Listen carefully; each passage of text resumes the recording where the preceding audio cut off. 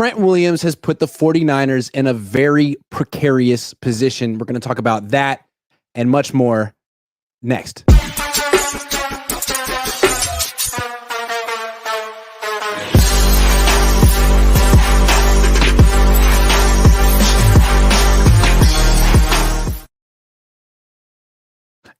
Hello, everyone. Welcome to the coach's meeting. That's the coach. I'm Grant Cohn. Training camp is underway, and it's an interesting training camp. In the past, the story was on the field. It was the quarterback. It was the most important position. It was right in front of everyone's face. Now the story is Trent Williams isn't showing up. He's holding out. And you know all that money that Brandon Aiyuk wanted? Well, it turns out Trent wants it. And he's better than Brandon Aiyuk. So this is serious. What do you think of what Trent Williams is doing? Do you think the 49ers should capitulate?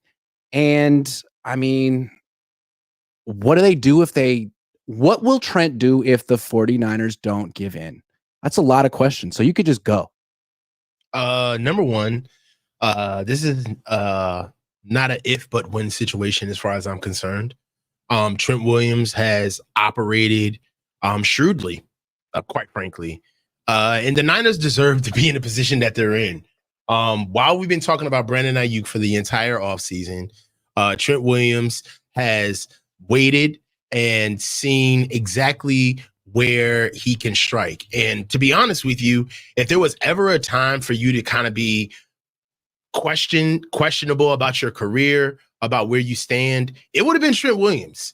He has no more guaranteed money. The Niners are coming off another Super Bowl where he did not play his best. And on top of it, we're walking into, hands down, one of the most talented and loaded offensive line drafts in the last 20 years. I mean, it was right there for the Niners to get a replacement or try to at least press Trent to be able to say, hey, listen, we value you, but we think that you should be able to play out the rest of your contract. And oh, by the way, our first round pick left tackle that we picked, or our second round pick guy that we picked up, is going to be the replacement if you ask. And I feel like Trent sat back in the weeds. You know, you ever seen that commercial, right? The Sunny D commercial where all of the kids are like, oh, it's the Dave Chappelle joke. Like, oh, we got this. We got apple juice, this purple stuff, and then we got Sunny D. It's like, Sunny D, yeah. And Trent's in the back like, I want that purple stuff. Like, that's exactly what happened, bro. While very quiet, didn't telegraph his interest, but he knew what he wanted. He knew what he was going to do. And right now, the Niners are stuck. They have to pay this man. All right. Training camp has started. He is not there. And for a fact, Trent's letting you look at Jalen Moore for the next couple of practices until you get him in there, just to remind you of how much there is a hole on this offensive line. Offensive line was our biggest question. It was our biggest question mark as far as upgrades were concerned this offseason, and Trent read the tea leaves perfectly. He put himself in a position right now where the Niners, the only thing that they can attest to as far as offensive line is Dominic Purdy. Okay? A guard. Right? You know, they haven't drafted an offensive tackle since 2021. Since they drafted Jalen Moore, that's the last offensive tackle they've taken. I mean, right now, Trent Williams is looking at the offensive line saying, like, you need me. You absolutely need me. And I don't have guaranteed money. So what I'm going to do, go ahead. You're right. So what's so funny is like the Niners were so pressed about being leveraged by Aiyuk. Oh, we got to draft Ricky Pearsall because God forbid Aiyuk isn't here. As if they don't have like 4 or 5 other all-pro weapons. But on the offensive line, it's Trent and nobody else. And they didn't think that through. Like, hey, you know, if Trent decides that he wants more money, we're screwed. Because like you could argue, man, don't pay him. He's 36 years old. He signed this contract extension. He's going to make plenty of money. Like live. They could like that. I would like. I that's how I feel. But they can't say that because if it's like cool, I'll retire. Then they're screwed.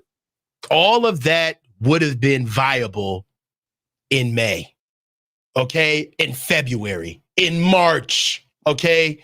But as soon as April hit, okay, Trent was moving. He was on the. It's like okay. Well, I just got to wait in the weeds. I can't do it now because there's still viability for trades. Things are still soft, but I'm going to wait until we get to training camp. And then I'm going to let you know I need my bread. And to be honest with you, the foreshadowing of all of this is Christian McCaffrey. He did it first. He was the first player on the team that said, you know what? I don't have guaranteed money and I'm not coming to OTAs. But they handled that quickly because he didn't, I think, get a major raise in the short term. He got more guaranteed money, but that was something that they could handle. It seems like Trent Williams has made his demands clear, and the Niners haven't been able to work this out because it's a lot more complicated and expensive. His base salary this year is about $20 million. That's not going to get it done. No. The highest paid offensive lineman in the league is getting $28 million a year on average. So the Niners have $31 million in cap space. I would imagine he wants to be the highest paid offensive lineman in the year. That would require a hefty raise, and next year has to be fully guaranteed. Just as a starting point, he could go to the Niners and say, "I want a 5-year extension." And you know what? For effect, the Niners are going to front load this deal. They're going to pay him his guaranteed money because it's all about virtue signaling to where he ranks in the league. He always wants to keep that cachet. So he's going to be top 3. He's top 3 paid right now. So at the very least, he's going to be paid top 3. They're going to pay him guaranteed money up front, okay, to give him his money. It's going to be a probably 2-year deal, in my opinion. And we're going to void the rest of that contract out for like 4 years. It's going to happen again. We're going to get another deal where we pay these guys. Dude, the patients are running the asylum, and they can nod and smile as much as they want to, but these players know we lost. At this stage of the game, it's about keeping up. It's about keeping up appearances. We want to win as much games as we can because it matters to our direct cachet as players individually. But at the end of the day, we've lost faith. There's no more hometown discounts. There's no more let's keep the core together. I need my money for protection. True, because let's just talk about how badly the front office and the team has misread the offseason. Like, I think they thought the players would be like, one more chance. We got this with the last dance. Like, nah. That was last year. That was last year. And next year, it's going to all be about Brock. We know that. And he could get, who knows, 50, 60, 70, who knows how much money it's going to be. We don't know. And we don't know which guys are going to get cut either. And if you don't have guaranteed money left on your deal and you're expensive and you're old, boy, it could be you. So we're seeing players who feel a little insecure and know that they're really important fight for their money now. So that's not great to me, again, that's the story of training camp so far. This stuff. The business of football is overriding football for the 49ers right now. That's the main point. It should be done right now. So it's also kind of showing like the lack of process of not sewing a couple of things up. I mean, I'm going to tell you right now, as far as I'm concerned, the season does not start until we get Trent Williams in the building. I mean, that's not to belittle Brandon Aiyuk or disparage the importance of getting his deal signed. But for what it's worth, who would you rather have under contract right now? Brandon Aiyuk or Trent Williams? I mean, Trent Williams, I think it's so funny. It's not even a question. I think it's so funny. All offseason, Aiyuk's been talking about how he wants 28, he wants to be, and it's like Trent doesn't go on TikTok or ESPN, but I can imagine him sitting at his home in Texas, wherever he lives, thinking, so Aiyuk wants more money than me. I mean, I like Brandon. He's a good guy, but in no world is he ever making more money than me when we're on the same team. So whatever he wants, guess what, little buddy? That's what I want. And you know what? I'm taking it. It's mine. Yeah. That's cutthroat. Hey, Brandon, you know that extension you thought you were going to get? Now it's going to Trent. No one saw it coming. Sorry. Yeah. And whole time we're looking at what BA's overtures for his contract look like juxtaposed to where Debo stands with the team. And the overarching umbrella over all of it is Trent is looking at all of this like, wait a minute, none of this moves without me. Right. None of this. We've seen Pro Football Focus do all the lists this year. Who's the best player on the team? Trent. Who's the third best player in the league? Trent. Who honestly, if he retires or holds out or does whatever he does and doesn't play this year, what's their ceiling? 8 games? Yeah, I mean, he knows that. They know that. So what are you going to do? How could you put yourself in this situation? And what's crazy is like the Niners are aware of these situations. They try to avoid them. We saw it with Brandon. Brandon was not savvy like Trent was. Brandon telegraphed his moves. He said, "This is what I want." He said it early. So the Niners were like, "Oh, you're going to hold out. You're going to do the XYZ. Well, we're drafting a wide receiver. What are you going to do about it?" In your face. Trent just shut the hell up and was like, "Oh, I'm happy. Oh, the draft is gone. Oh, you went a fourth straight draft without taking an offensive tackle. Cool. By the way, we need to talk. I think that was just incredible. It was awesome. It was awesome. I think it was great. Yeah. Wow. There you go, Trent. You get it. There was nothing else you could say. You did an amazing job in making sure that, number one, and this is another thing, take notes, BA. Oh. Take notes. Not one word. Not one word. And I think the key move was not saying a damn thing before the draft. Saying a damn thing before the draft. Like, "Oh, I'm happy. Oh, you didn't take an offensive tackle? Ha ha. Cool." Because they might have, who knows, if Trent had said, "Hey, look, I need a lot of money," and he said that in April, the Niners were like, "Okay, well, then we're trading up for Marius Mims." Yeah. Got to do it. Yeah. And then we'll take a wide receiver in round 2 or something like that. But they just didn't see this coming, which is, I mean, I guess we didn't see it coming either. We didn't spend all offseason talking about Trent Williams, but it's not our job. I mean, in a world, is there a world that exists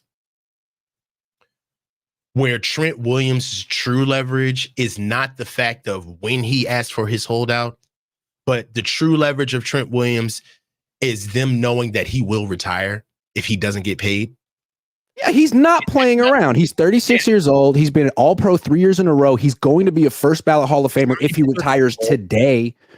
So what's left to win the Super Bowl? How much? I mean, he just went last year. It's not all really in his control. And is that his number one concern? Don't know.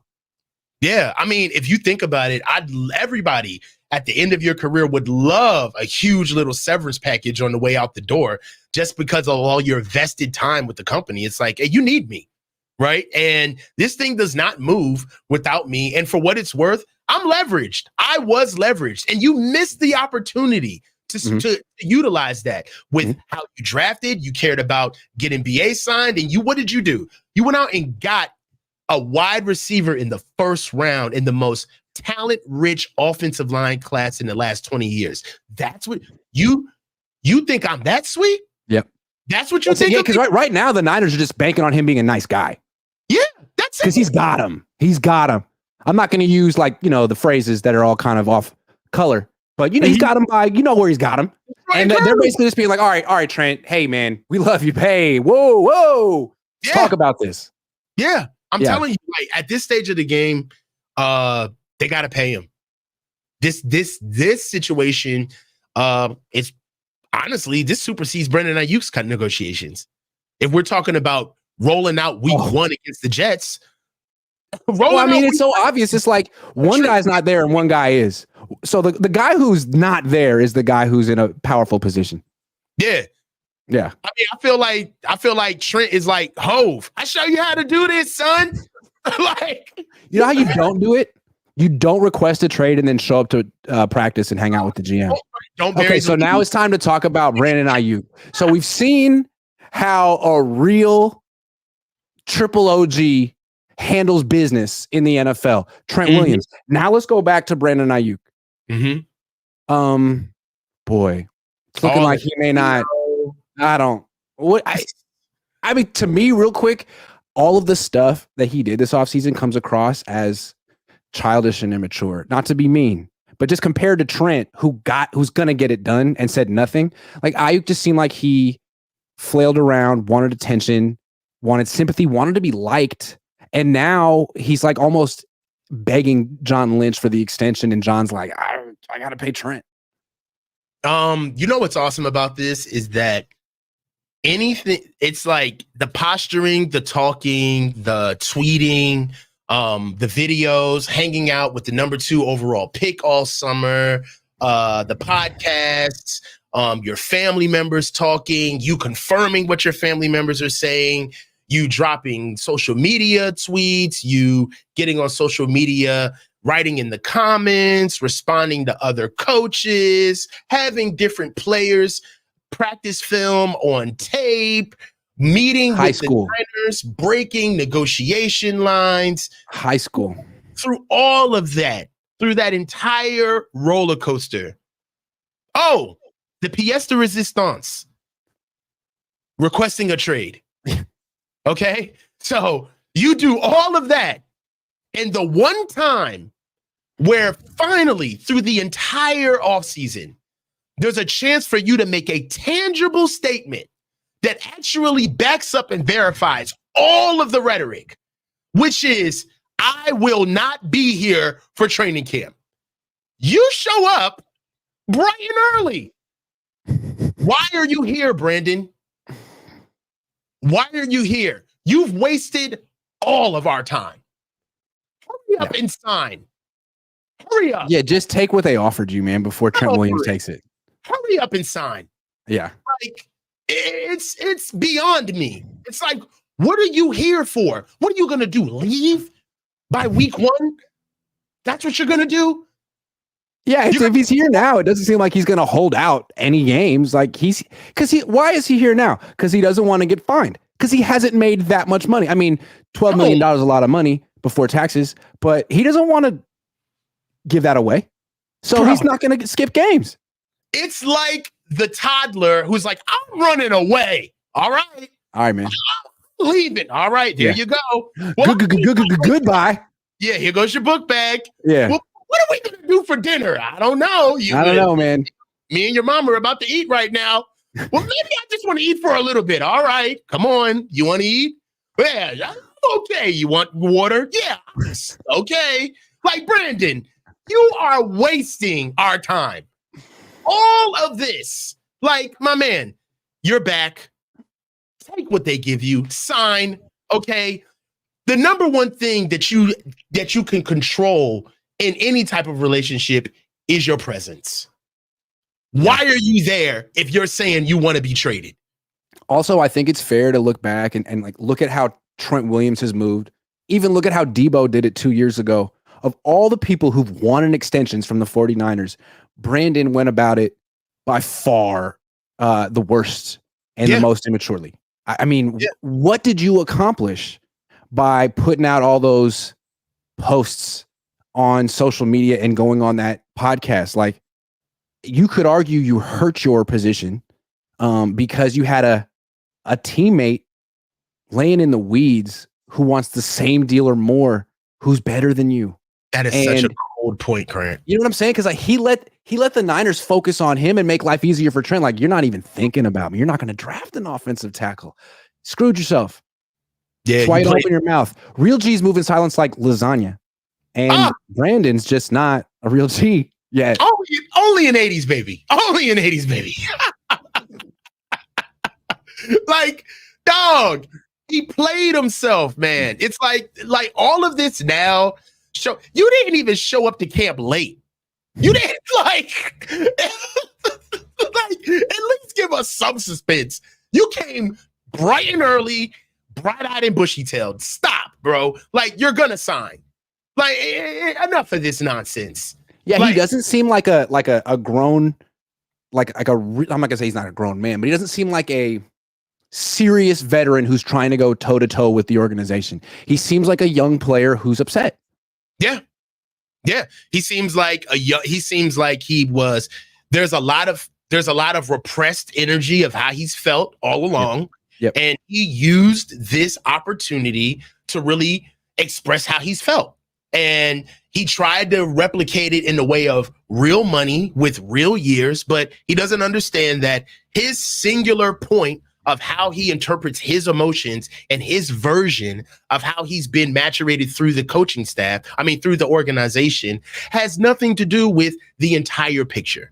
And what you want has real implications on the rest of the team, okay? And you're not prepared to take it as far as it needs to go for the organization to truly have a shift. Like this right here, like these actions right here show why he's not a true number one. Yeah, man. It's like, why did he show up to training camp? Because he wants to be seen. He wants us to talk about him. If he doesn't show up to training camp, who are we talking about? Trent.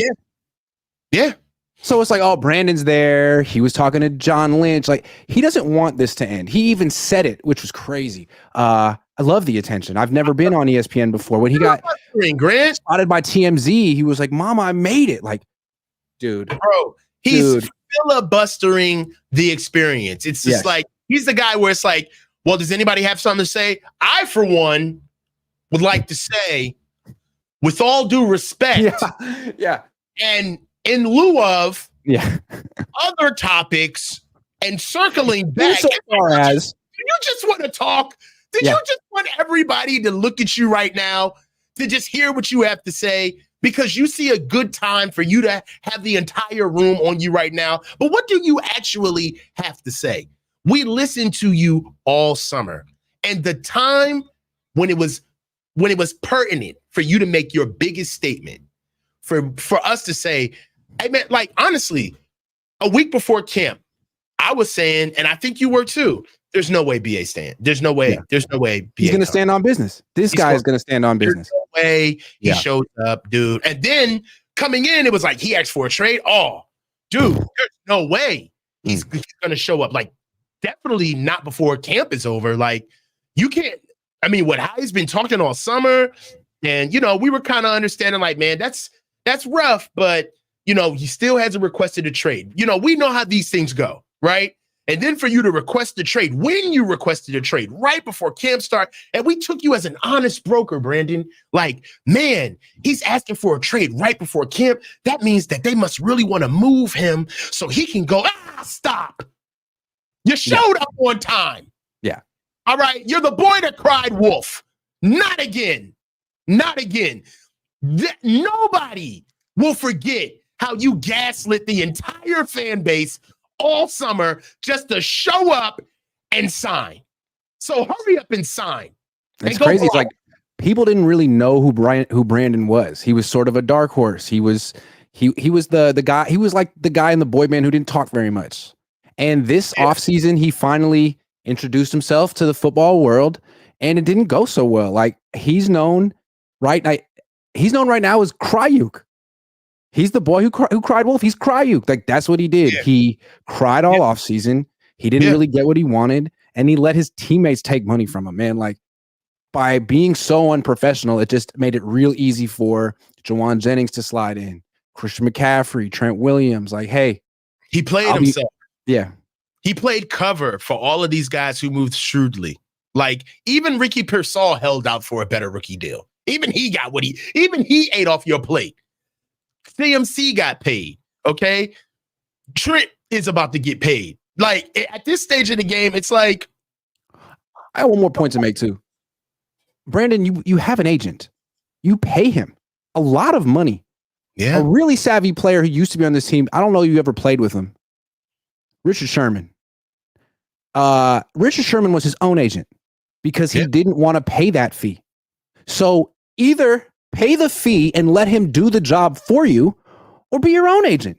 But I wouldn't recommend that because you didn't do such a good job. So either let your agent do his job or get a different agent, man. It's kind of weird that you have the same agent as John Lynch. Is that helping you? Yeah. Rosenhaus. It's exactly the point that we made earlier. It's like, you got an agent who is the mentee of John Lynch. That's what's so wild about this whole thing. It's like, BA, you are like in lockstep with the organization in so many different ways. So for you to break ranks and try to act like a rogue as if you are standing on business and you're ready to go to any other team, it's like, yo, my man, the Niners were never going to move you with the leverage that they had. All of these cards that you pulled throughout the offseason, what do you think the response is going to be? Not just by the fans. Forget us. We don't matter in this situation. But what do you think the true response is going to be when it's time for you to get paid again? You're going to take what they pay you. No one is going to take another summer of this. No one. Like, he really hurt his social currency on this. Yeah, people will never forget this. People won't take him as seriously after this. Like, really good receiver, but man, he cost himself money. This superseded the Debo negotiations, honestly.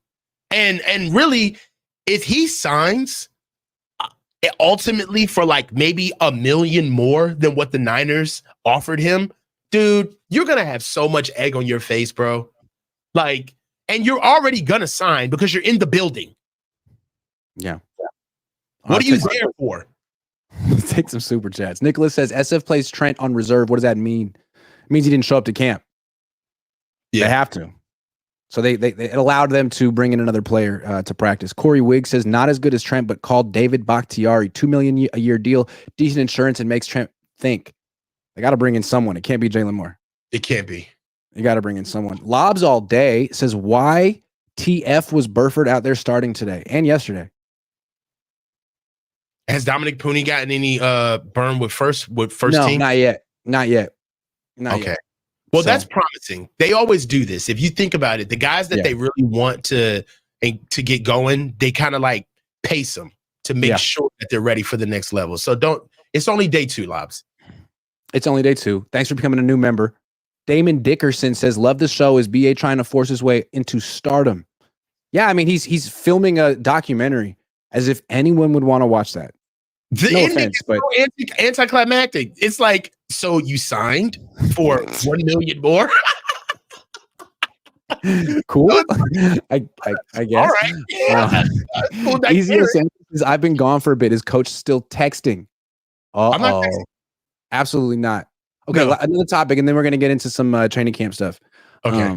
Bill Barnwell, ESPN, estimates that Purdy's going to sign a 5-year deal worth $65 million per year.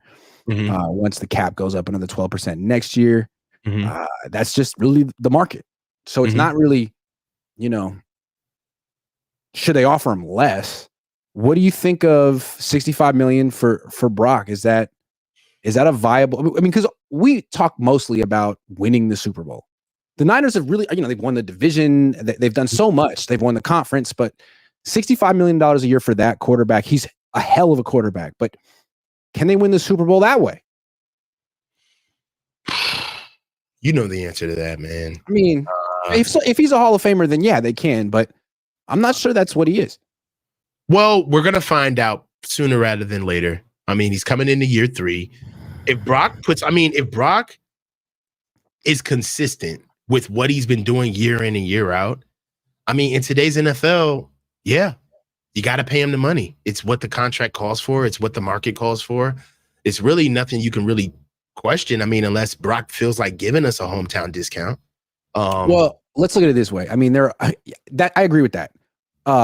There are a lot of examples of teams that give that big contract to a quarterback who isn't quite a Hall of Famer, like the Vikings and Kirk Cousins or the Cowboys and Dak Prescott.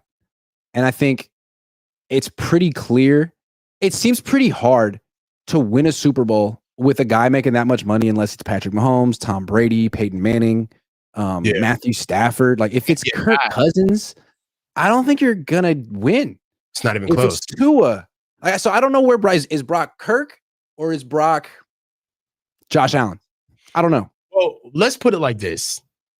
We'll know where Brock's self-awareness gauges depending on how big this deal is. Yeah. Okay. So nothing about Brock's cachet or like his character says $65 million a year. That's the only thing that I can say is that if you want to go with what he's doing as a quarterback in the market and what he could do as far as like, I feel like $65 million a year is like what we're talking about is the ceiling. You know what I mean? Like that's if he hits a grand slam. I don't think that that's necessarily what Brock would do. I see Brock as a team player. I think Brock actually does have self-awareness because that's where his strengths come from, is that he knows where he is deficient, right? That's how he plays. Brock protects himself. He plays with great anticipation. Some of the things that he knows he control, his processing. And I just don't see Brock being as conscientious as he is to understand what it's like to play with an athletically deficient team for 4 years in Iowa State, and then to have this stark meteoric rise to play with the Niners. For him to take that type of money and not understand what it would do to the players around him, I think that would be ridiculously like tone deaf. I don't think that he would do that. I think he would understand. Now, we'll see. I don't know. If I think it's interesting that some people make that assumption. Like Brock's a nice guy. No. Brock, he's a nice guy. Not that he's a nice guy, but the fact that he's a smart guy. I think that he's pragmatic, and that's not about being nice. That's about being practical. Where it's like, okay, so you want the $65 million, and you want to die on national television too. It's like, dude, there's either will people look at Brock differently if he pushes for it. Yeah, they will.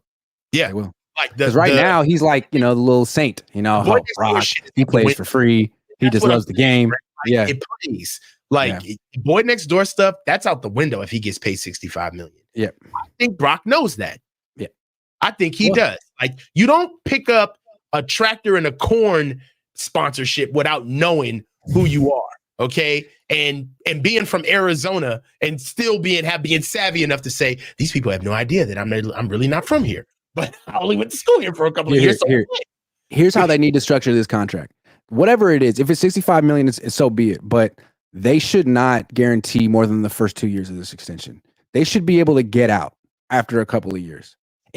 Because like with Mahomes' deal, they can't. It's like rolling guarantees. So every year, like 2 more years are guaranteed. Don't do that with Brock because you like him and he's worth it, but you still don't really, really, really know for sure that you can win that way. So no more than 2 years guaranteed. And if he doesn't like it, then you guys got a problem. So what I would say is, everyone's gonna leave the show now, but earmuffs. If they were to trade Brock next year, what's he worth? Just to know, I want to know. Top 10, second round pick, not a top 10 pick. No.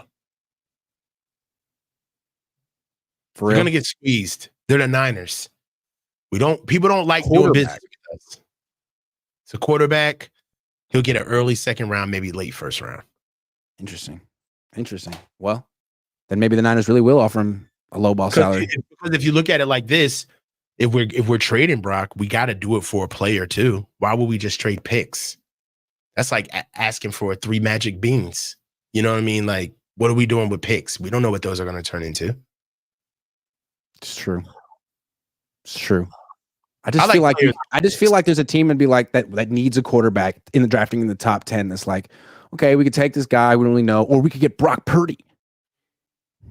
It's got to be a first, man. I mean, if Brandon Aiyuk could get you 34 from New England, Brock could have to get you a first round pick unless he takes a step back next year. Okay, I'll give you that. But you're thinking about the best version of Brock. I mean, yes. If he takes a step back, then that could be a different story. Right. I mean, but this is one thing that I want to be fair to Brock too. We always talk about like if Brock stays consistent with what he does, and we're always kind of thinking about it from like glass half empty. Like, it's not the fact that this is his consistency, but it's like this is the best he's doing, and we're kind of waiting for him to kind of regress to the mean. What if this is the worst he's doing? What if he actually like turns it up and like improves? That's why I asked you, like, what have you seen differently from him? Like, is he improved or does he look the same? In practice, no. I feel like he's not a great practice player because to me, he's at his best when he's extending the play. I think he's one of the better quarterbacks in the league at extending plays. So when it's just like, hey, stay in the pocket and win that way, he's good. He's good, but the offensive line isn't good. The defense is excellent. He's gonna have some throws that are picked or almost picked, every day. Okay, and that's okay because we've seen him in real games. He's much better in real games.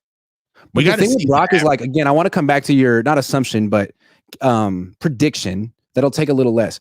If I were his agent, I would say, Brock, man, you've already taken a lot less. You've played for free for 3 years. We're just going to ask for market value for you. And market value happens to be $65 million a year once Tua gets that or Jordan Love gets that.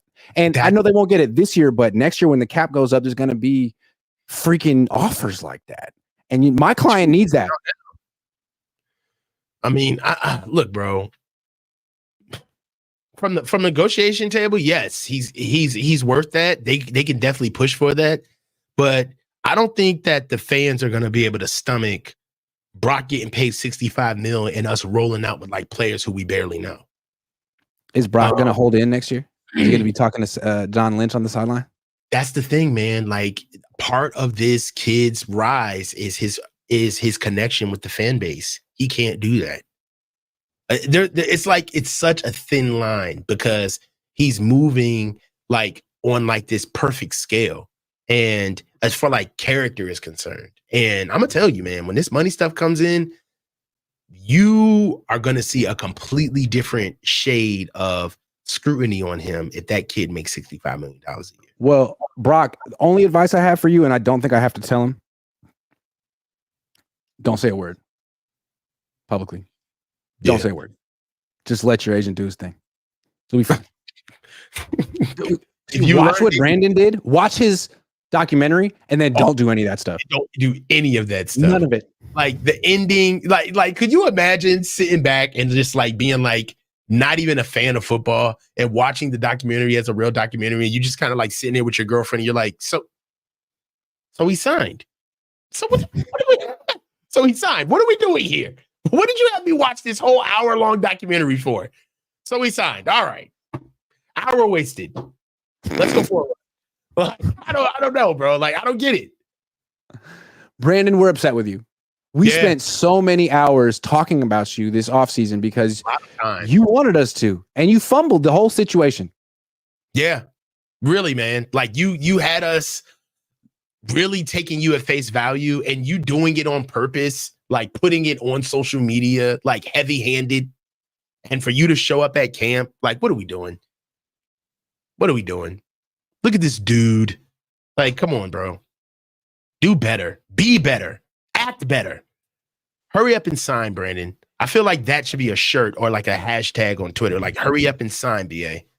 Like, we're over it. Hurry up and sign. We know. Hurry up and sign. Like, we know. Okay. Let's do some sleeper picks because it's that time and they're our sponsor. And I just want to show before we even make the picks, I'm hot. I'm on a heater. Coach, this was my last one. I got 3 out of the 4 right. I don't know who beat it. I had to pick someone from the A's, but I got Soler with the strikeouts, Ramos with the hits, and Hicks with the earned runs. I'm hot. And that's baseball. Then the earlier last week, I got 3 out of 4. I'm hot. Okay, so he's hot. I'm hot. I mean, I just got the feel. So if you want the right picks, let's look at some people. Let's go. Do I know them? Do I not? It doesn't really matter. Luis Severino. Luis Severino. Oh yeah. Excellent pitcher for the Yankees, as we all know. Last time he gave up, he had 7 strikeouts. 5.5, more or less. What are we thinking? All right. Luis Severino. I don't know, man. 5.5's a lot. 5.5 is a lot. 5.5's a lot. We're going to go with it. We're going to do it. We're going to do it. We're going to do it. Let's go. Not feeling great about Luis Severino right there. Okay. Francisco Lindor. Will he get a hit today? Like, obviously, he's going to get a hit. Lindor. Like, this is easy. I like his last name. He's Lindor. excellent. He's the best. He's the best. Coach is a big baseball guy, as you can tell. Huge. Rosenberg. He's probably Jewish. Kenny Rosenberg. Kenny Rosenberg, yeah? Kenny Rosenberg. 2.5 earned runs. Will he get, more or less? He gave up 1 in his last outing and 6 the outing before then. 2.5. I like for the Kenny. baby Jew. I like Kenny. I like Kenny too. Yeah, he's a good egg. A good egg. Kenny Rosenberg here. He's for sure not Jewish. One of the boys out from Brooklyn. He's a Rosenberg.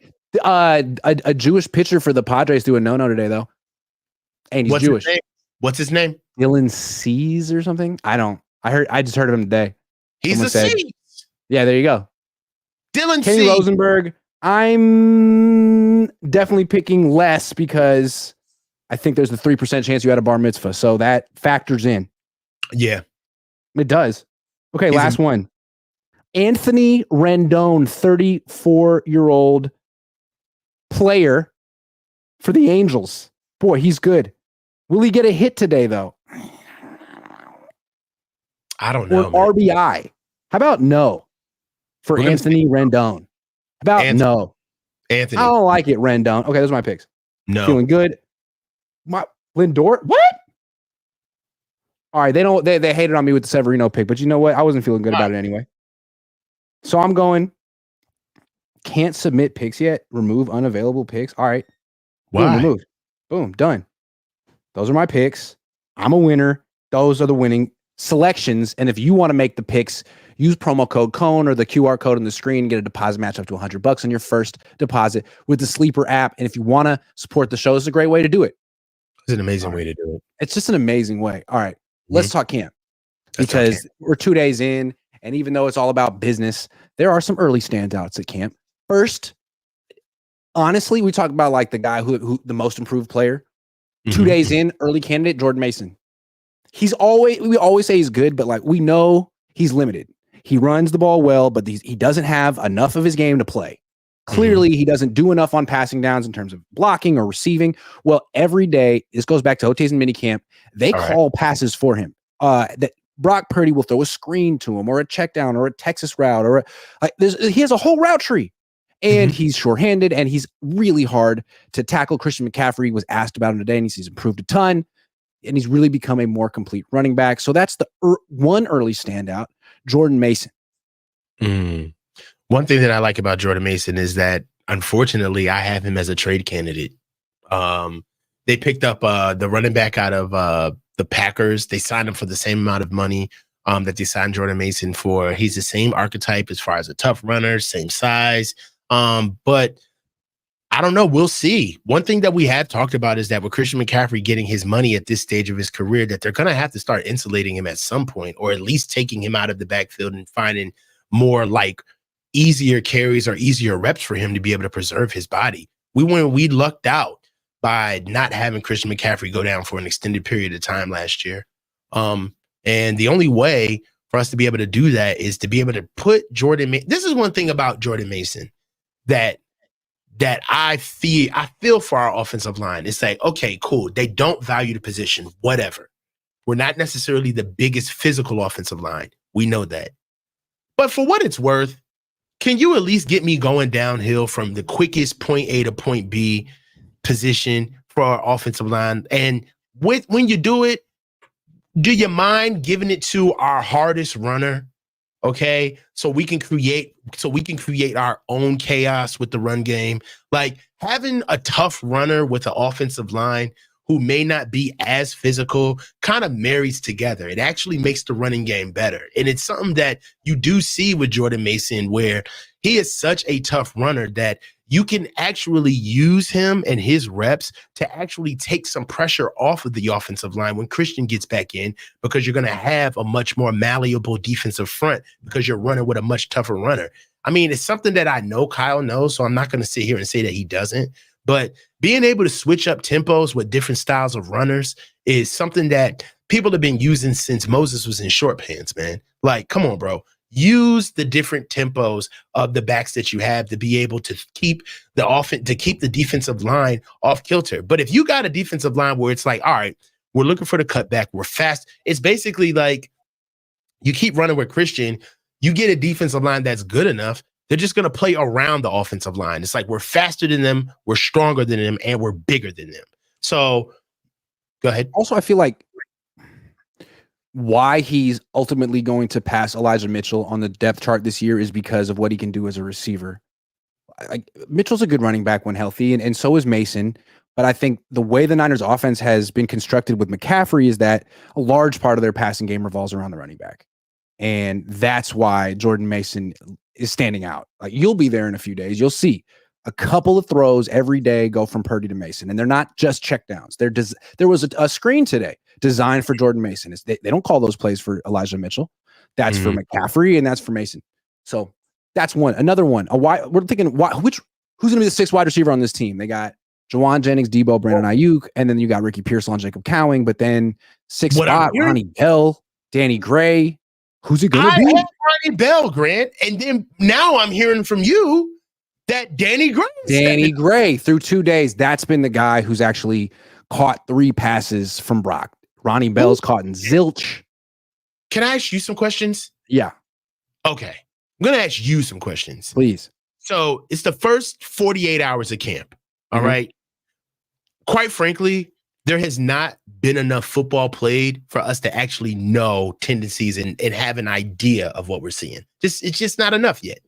But what we can do is give first impressions. We can just give raw emotion of what we saw and what are some of the things that stuck out. So what's important when you come into camp? Who was in shape?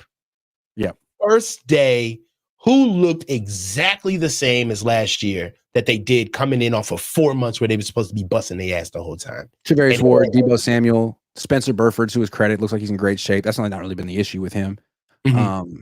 Christian McCaffrey, George Kittle, Nick Bosa, Yetur Gross-Matos. Good. Javon Hargrave for sure. Looks like he's in better shape. Came in shape? Good. Yeah, absolutely. Good. I don't even know. I couldn't tell you who didn't. To me, what's interesting is day one, the Niners' run defense is totally terrible. Awful. Just in terms of fitting it correctly and effort. And I write about it. Like, this is just terrible. Today was fantastic. So I think it's interesting, like, when there's a little bit of like motivation and the efforts there, they can stop the run. Absolutely. Yetur Gross-Matos is a really nice run defender. Seriously. What do you think about Devondre Campbell so far? I don't know. He's a guy. And he gave up a 20-yard catch to Eric Silver yesterday. That's not promising. I'm a little concerned about him. Okay, but on the flip, conversely, what have you seen from D. Winters and Jalen Graham? I think D. Winters is really explosive and quick, and he gets to the sideline fast. I don't know how violent he is. I can't see that in practice. Jalen Graham looks like a nice special teams player and backup Mike, but maybe, I don't know. I think D. Winters is the one that will emerge. But Kyle likes vets, man. It could take D. Winters a while. Like, speaking of Devondre Campbell's probably going to have to play his way out of that role. I think he should. I think it has to happen. If he makes it on the team, bro, then that means that D. Winters and Jalen Graham are fugazi. Yep. You know what I'm saying? Yep. Also, speaking of vets, I already have my breakout rookie of the team. Who's your breakout rookie so far? So far, Malik Mustafa. Malik Mustafa. I thought it was going to be Renardo Green, but like, I've never seen a safety make plays like this. I mean, Jair Brown doesn't make plays like this. Now, grain of salt, he's playing with the backups, so he's like keying on Josh Dobbs Look, let me tell you something. Like, I don't want to put him in the Hall of Fame right now, but he's the best safety I've seen as a rookie. Yeah, but look at it this way. It's like recruiting a kid to go to a D1 school, but he plays at like a weak ass like Christian private school in a private school league, and he's the biggest kid there. It's like, well, how do you scout a kid that's literally bigger than the entire league itself? He's bigger than his offensive lineman. It's like, well, you scout him is because he needs to actually run for 500 yards a game. He needs to be doing what he looks like against these people. Like, so if Malik Mustafa is really showing out and he's on the second team, that's what he's supposed to be doing. But when they took him and when I came into camp, I wasn't expecting him to do anything. I'm thinking 5'10", 210. He's going to show when it's like a preseason game. Like, he's going to light someone up. He's going to be physical. He's going to tackle. But he's not going to make plays in coverage in camp. I mean, Jair Brown doesn't even do that much. Who does? He does a freaking pair like every day. So he seems like the mid-round gem that they have one a year. It seems like it's him, not Garendo. Garendo's down. Cowing's not a guy. Maybe he is, but not yet. He hasn't shown it yet. This guy's shown it. How about Green, Renardo Green? He gave up like 3 catches today, but they were like 5 to 7 yard catches to Jawan Jennings. So you can't really knock him. Like, he's competing. I think he had a couple plays that would have been TFLs. But he hasn't like had that big play yet. I think he's close. Was what I would want to say. I think he's good, but he hasn't really made a play yet. Hasn't given up a big one either. I think he's good. It's 2 days. It's 2 days. Definitely. Yeah. And we haven't seen Huff back yet. Does Jair Brown look the part? Does he look like he's carried on? Yeah, he's fine. I mean, he's not giving up big plays over the top. He gave up a catch to George Kittle in coverage today. But I think we've seen a lot from Jair Brown, and it's hard. to like make plays have to come to you a little bit at safety in training camp, especially in coverage. But one player who's really standing out in a negative way so far is Josh Dobbs. Talk to me. He's inaccurate, man. The ball comes out funny. He doesn't seem like he has confidence in where it's going. He threw a pick yesterday on an underthrown deep ball when the guy was open. He threw a pick today on an underthrown deep ball when the guy was open. He also there's a lot of crossing routes in this offense where the receiver's running shallow cross or a dig, and it's like you have to throw the ball on time and out in front, and he's like missing high and missing behind. It's like, it's all over the place. I just don't think it's a good fit, man. I know he had some good games last year, but I don't think it's a good fit. And I think they need to give Tanner Mordecai a look.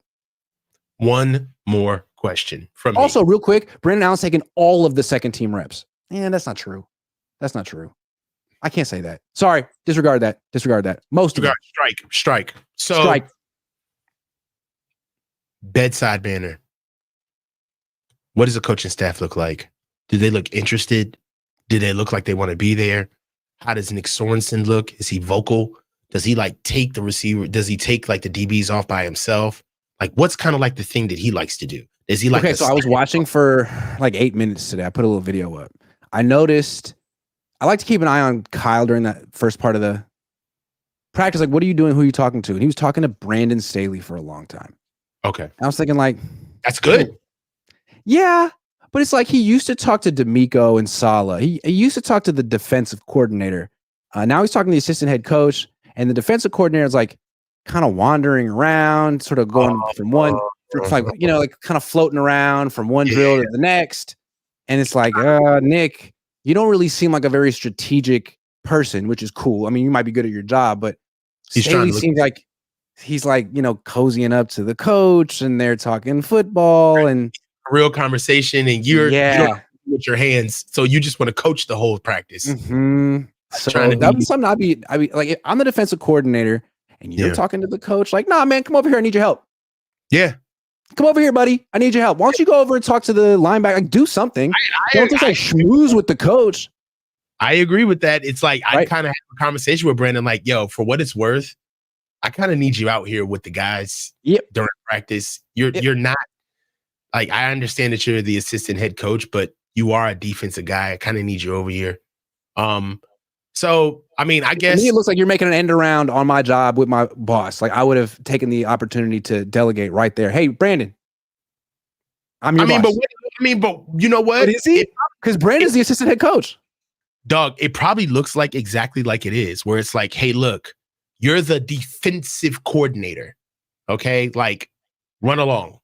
I got the job. I'm the assistant head coach, right? You're lucky we got you the job. Just don't screw it up, kid. I'll see you week 1. I have a game plan ready for you. Maybe one of those type deals too, where Brandon Staley maybe just kind of be like a defensive coordinator in spirit, or maybe he's the analytics guy. It's interesting today too, is like Brandon Staley, Jennifer Lee Chan wrote it. He was yelling from the sidelines to the defense. Like, during practice, Sorensen is behind. He's next to Kyle, they're sort of behind the quarterback, and they're both on their walkie-talkies calling plays. Well, Staley's like the coach on the sideline. Yeah, he's sort of like filling in the gaps. He's standing in the sideline and he's yelling at the players. He's talking to the players. He's going over. It's like, dude, is that what you're going to do during games? Are you just sort of going to be like the shadow coach? Are they going to have two defense? It looks like they have two defensive coordinators. So what it looks like. That's what I'm saying, bro. It looks like two. It looks like, he doesn't work for Sorensen. He works next to Sorensen. Yeah. There's no hierarchy there. Hold on. Wait a minute. And if the reason why, you know what? There is a hierarchy, right? There's no such thing as lateral movement, right? It's Staley and then Sorensen. There you go. There is a hierarchy. And the problem is that I don't like that. There's a hierarchy is because the reason why it's unspoken is because there's a hierarchy. It's like, I don't like that at all.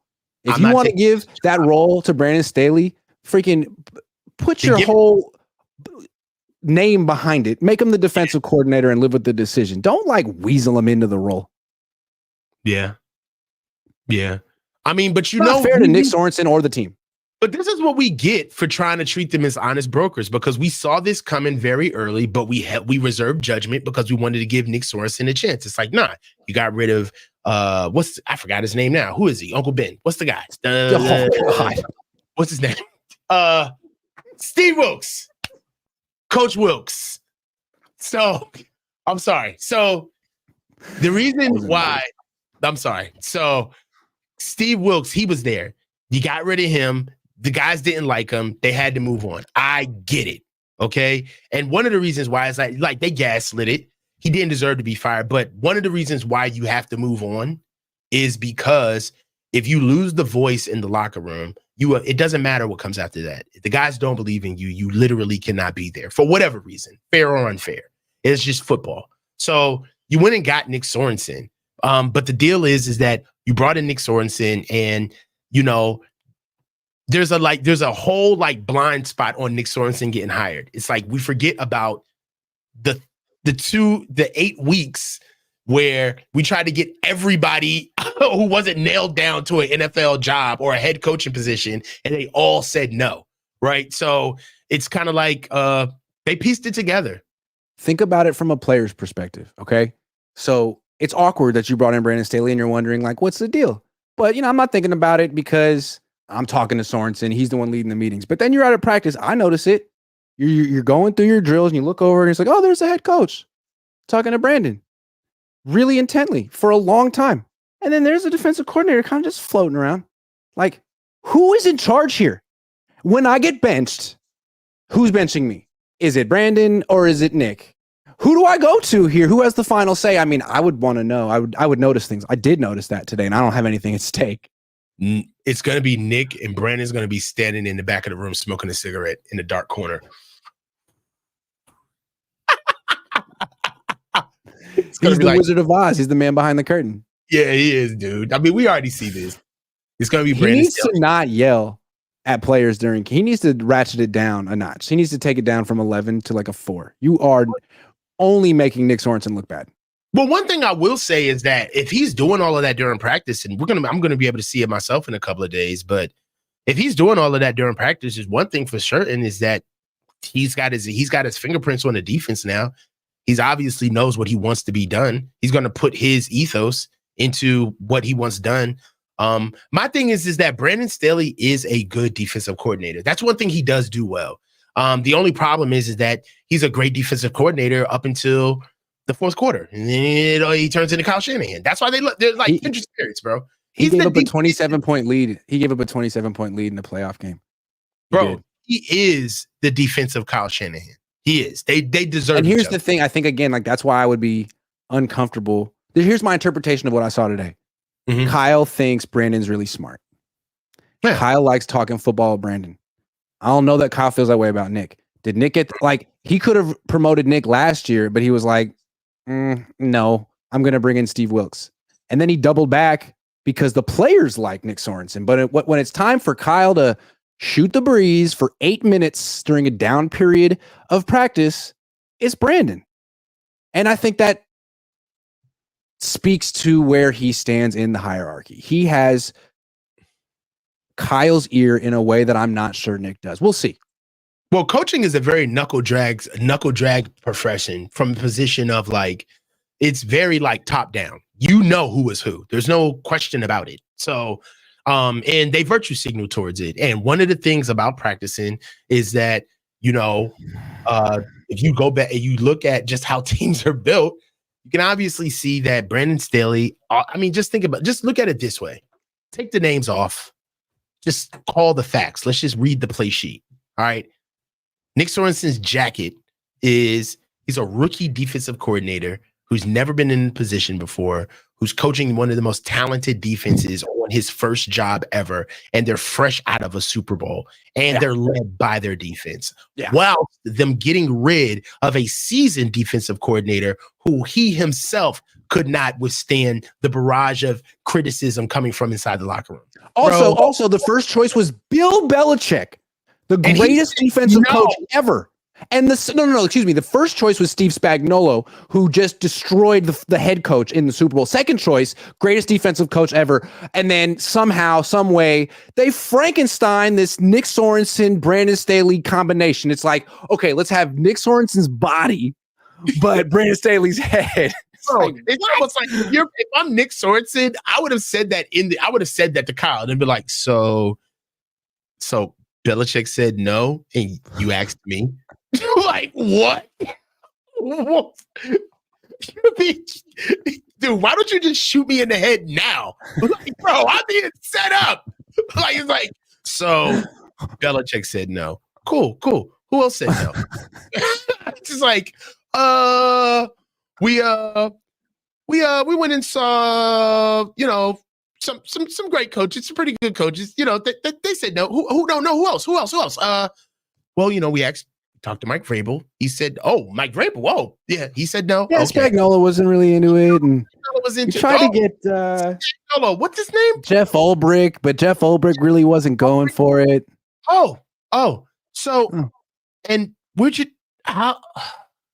Forgive me, but why are you asking me for the? You're out of options, and you're kind of afraid of the players revolting on the next coach, like they did with the previous one. Oh, you guys just fired Steve Wilkes, right? So he got fired. She's like, yeah, but we're so right. Kyle even put out a press conference. He said, "You were ready last year." She's like, "Really?"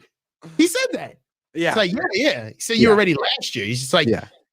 But there's a real opportunity for you to not get fired after the first year. It could happen. Hey, bro, it's upward movement. And you're forgetting about your relationship with Nick Bosa. He really likes you. It's just like, all right, dude, I heard he likes you. It's kind of like, all right, bro, like, yeah, okay, so I own a MAGA hat. Whatever, cool. But that doesn't mean that I'm a great defensive coordinator. So what are you gonna at least put somebody in here? And it's just like, look, we got Brandon Staley here. He's gonna look out for you, okay? But for the time being, you just run everything. And no, that's not what it is. It's Brandon Staley. Look, Brandon Staley's gonna be the defensive coordinator. We don't want people to know because he's got kind of a bad reputation. That's true. So you are gonna be the front man. And anytime Brandon makes a mistake and messes up, you're going to be the one who has to answer for it at the press conferences. But anytime something good happens internally, we're going to give Brandon the credit. How does that sound? Dude, it's a win-win. Trust me. Yeah. You're not going to see it now, but like it's one of those like cry now, laugh later situations. You'll get it. All right. Yeah. Just do what I say. So one thing that you're going to have to understand is that all blame. Okay. Just, and you've seen this with Steve before he got out of here, but all blame in terms of defense, especially when we lose games in crucial moments. The Niners could lose 10-9. It's your fault for giving up 10. It's got to be on you. All right. Yeah. And, we're going to go with a couple of, I should have known it was my fault. I'm not necessarily prepared. Some of the guys are going to add a little bit of the commentary passive aggressively for effect. You may get a couple of comments from the third turnbuckle from Nick Bosa. The key is that you take this the Niner way. Okay? You take this the Niner way. 1, 2, 3. Kyle never gets hired. Kyle never gets fired on 3. 1, 2, 3. Kyle never gets fired. Let's go. Let's go. And so what do you say? After a loss? It was my fault. It was my fault. This one was on me. Even when we win, I want you coming in apologizing for the lead that we did not surpass. And I want you to apologize to Brandon first. Always to Brandon. For not implementing his ideas well enough. Lobs All Day says Trent guaranteed money is risky. Retires equals dead cap.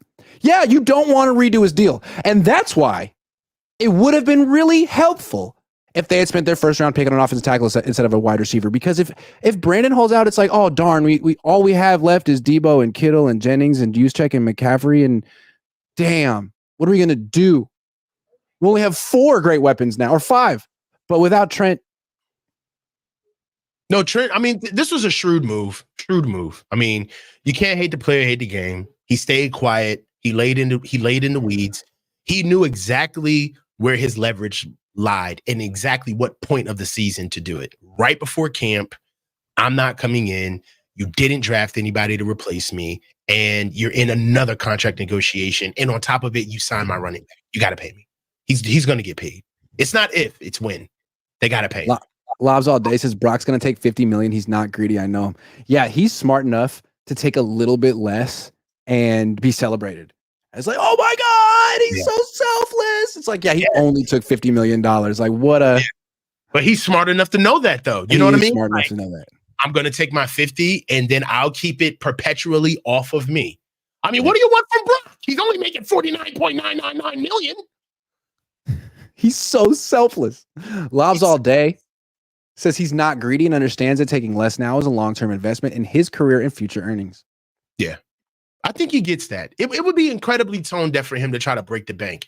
And it would be a little bit disingenuous. It's like, dude, all of that talking you did about you're not the guy, you can't do this without your team, it's not me. I don't see it, Grant. I don't see him. Can we talk about how, like, can we role play this? Because I just don't understand in the real world how this works. So the 49ers, like, so let's say Tua gets the extension next year and the going rate is like 65 million. Like that's the next high. Okay. Parag and the Niners come in and say, Brock, we freaking love you, man. Here's $65 million a year. And Brock's like, nah, that's way too much. That's way too much. We need, like, I'll take 50. Let's say, is that how that works? Like, no, that's not how that works, right? If the Niners offer 65, it's taking 65, right? We would agree on that? Oh, yeah. Yeah. Okay. Like, duh, right? Like, freaking duh. So the other thing is the Niners come in and Parag is in like, hey, Brock, man, we love you, dude. And we know that, Jared Goff's making 53 and all these people that you're better than are making more, but we're going to offer you 48. And it's for all these reasons. Brock's going to be like, I don't take that personally at all. I don't take that personally. I am 40. I'm not as good as Jared Goff. I'm not as good as Tua. I'll take 48 and I'm going to do it with a smile on my face. You're so right about me, Parag. Thank you for helping me see myself in a more negative light. Like, is that realistic either? I just don't. I mean, but I feel like but what you just did was basically say that both extremes are not realistic. Congratulations. So I went to UCLA. I'm smart, Yeah, so what you just basically said is that both extremes are not realistic. I get that. So what's the realistic? So the Niners come in and offer, because I feel like what Parag does is he comes in with the low ball offer first off, and he tells you to your face why you're not as good as you think you are. I don't see Brock responding well to that, Brandon didn't. Was that the conversation when Jimmy got paid? When Jimmy was made the highest paid quarterback in the league? Was that the conversation? No. As a matter of fact, they hopped on it because they understood the market and knew that the cap was going to grow and that this deal would fall favorably on them in the future. True. He was a free agent, though. And there was all this, they could have franchise tagged him. Maybe they should have franchise tagged him, but he was a free agent. The Niners can play this game like, well, we got you for one more year and then we can franchise. I don't know. I mean, I don't think they would do that to Brock. It would kind of fracture the locker room and the fan base. Brock got real gangsters. Like, Brock got real, like, riders who rock with him on that team. For real. I see Brock going in for, it's like you say 40. I love the way you're hilarious. It's like your two numbers are 68 and 65 million and 48 million. Like, you had to go. There's no middle ground. There's absolutely zero middle ground. But why it's got to be one of the two. Why can't 55 work? Or 52. Yeah. I feel like it would work this year. They would work this year. That's what Goff signed for this year. But next year when the cap goes up, we'll figure it out next year. Joseph Stockbridge says, I did find Shanahan's mustache or hair to be in shape. Took a page out of Sorensen's book. Leadership just might be whipping into shape because all that ain't whip appeal like Babyface. I like your whip appeal. You ever Whip Appeal by Babyface? You don't know Whip Appeal? Whip Appeal is such a goated movie. The Babyface is good. He doesn't age. He's a vampire. He is a vampire. JC says, how much did BS lose in SD 70? How much did BS? Who's BS? What's SD? Is that San Diego? Right, so Why 70? How much did... I'm so confused. All right, SB, BS. I thought he was talking about BA, but that's BS. Lose in Super Bowl 70? But the D is nowhere near the B. There hasn't been a Super Bowl 70. We're years away from that. JC, you're going to have to try again. I'm so sorry. Lobs all day. Tom Brady took less his whole career as the GOAT. Yeah, but Tom Brady was married to Giselle. Stop with that. I'm tired of that. Look, also, I've got something to say about Tom Brady. Tom Brady, for all of those rings, he screwed the Players Association. If there was anybody who should have been standing 10 toes down for having all of those remarkable seasons and trying to push the league to pay players guaranteed money, it should have been Tom Brady. But Tom Brady was taking all of these team-friendly deals while he was getting loved by his teammates inside of the building and screwing all of the rest of the players across the league during his entire career. We're taking those team-friendly deals, almost to the fact of Kirk Cousins is the first guaranteed quarterback to get paid. The first quarterback to get paid guaranteed money. That's ridiculous. Like that should have been Tom Brady's legacy, right? Tom Brady. Yeah. That should have been Tom Brady. So, Brock, if you take less money, we're coming for you. Can't do that to your fellow quarterbacks.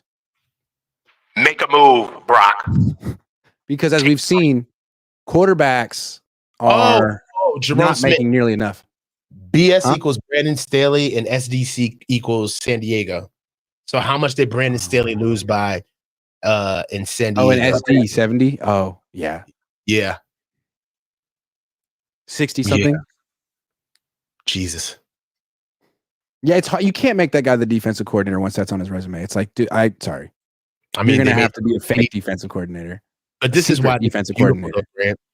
This is why this is beautiful. You can't make that guy the defensive coordinator, right?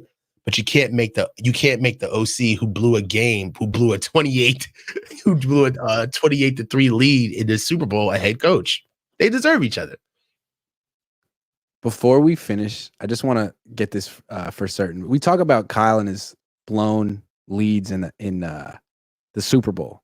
Mm-hmm, mm-hmm. He's had 2 double-digit leads that he blew, but he also had a double-digit lead in the NFC Championship game against the Rams, and they blew that. They were up 17-7 when the fourth quarter started in the NFC Championship game against the Rams, and they got outscored 13-0 in the fourth quarter. So 3 times in the last 5 seasons, Kyle's had a double-digit lead in a Super Bowl or an NFC Championship game and lost. That's just incredible. 3 times. I think if he does it one more, that's the record. So, I mean, this season is going to be very interesting because it seems as though that with all of the money and the holdouts coming into this year, this may be the first time where we're going to actually get a chance to see them kind of like play without like the shtick, the we're brothers. Like, it's like, nah, go play, go win. Maybe this is what they need. Maybe this is what they need for it to all be on the table. It's like, dude, I'm getting paid because I don't believe we're going to win. Like, I want my money now. Yeah. We'll see, bro. Yeah. Brandon, hurry up and sign. Hey, can we get Pat before we go? Like 2022, they went through 4 quarterbacks, a lot of injuries. 2020, Jimmy got hurt. 2018, Jimmy got hurt. 2024, every other year they have bad injury luck at quarterback. I don't want to put that in the universe. I'm just saying. It's an It's cool they got Josh Dobbs. It's cool, man. Just no problem. We got Tanner Mordecai. Fuck Josh Dobbs. Even year. Let's see what happens. Make sure you like and subscribe. We got 1,300 people watching. I don't know how many people have liked the show, but please like it before you go. Like that show. Awesome. You know what I'm saying? Look at us, man. Yeah. Look at us. Look at us, Greg. Look at us. All right, man. I'm going to see you this weekend. I'm touching down Saturday night, bro. It's going to be on. That's right. We're hanging out Sunday night. Hell yeah, we're going out to dinner, bro. It's going to be dope. It's going to be dope. All right, everyone. Camp tomorrow, camp the day after. Stick around. I know there's no quarterback controversy this year, but in a way, it's more interesting. This is a critical time in 49ers history. Stay tuned. We always got something. We'll do it live.